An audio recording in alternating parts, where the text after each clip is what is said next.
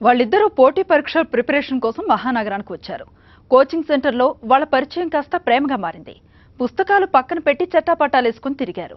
పెళ్లాడతానని నమ్మబలికి గర్భవతిని చేశాడు. ఆ తర్వాత పెళ్లాడడం అంటే నీకు నాకు పెళ్ళేంటి అని ప్రశ్నించడంతో బిత్తరపోవడం యువతి వంతైంది. ప్రేమ పేరుతో మోసపోయానని తెలుసుకుని న్యాయ పోరాటానికి దిగింది. ఉద్యోగ వేటలో సూర్యాపేట జిల్లాకు చెందిన ఓ యువతి హైదరాబాద్కు వచ్చింది.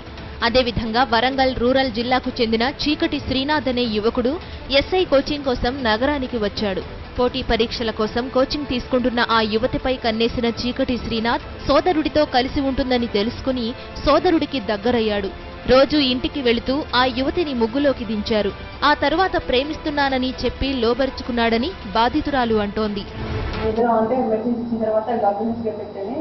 తర్వాత నేను మ్యారేజ్ చేసుకుంటామని సర్జరీ చిన్న క్లీనప్ టైప్ చేయించాడు. తర్వాత క్లీనప్ టైప్ చేయించిన తర్వాత 2 months బెడ్ నాకు కన్యూ. యువతిని గర్భవతిని చేసిన చీకటి శ్రీనాథ్ స్నేహితుల సహాయంతో అబార్షన్ చేయించాడని బాధితురాలు అంటోంది. పెళ్లాడమంటే ఏడాది తరువాత పెళ్లాడతానని మాయమాటలు చెప్పి తప్పించుకున్నాడంటోంది. ప్రియుడి మోసాన్ని తెలుసుకున్న ఆ యువతి చివరకు పోలీసులకు ఫిర్యాదు చేసింది.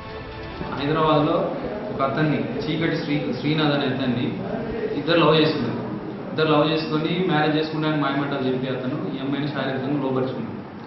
ఇది అంతా 2015లో జరిగింది. 2015 నుంచి వాళ్ళ ప్రేమ పేరుతో వాడు అమ్మాయిని యూజ్ చేసుకున్నాడు. ప్రెగ్నెన్సీ వచ్చిన తర్వాత వాడు ఏం చేశాడంటే ప్రెగ్నెన్సీ వద్దు తీపిచ్చేయని చెప్తాడు. పోలీసులు ప్రేమించి మోసగించిన చీకటి శ్రీనాథ్తో పాటు అతని స్నేహితులు శ్రీను, శ్రావణ్లపై కేసు నమోదు చేశారు.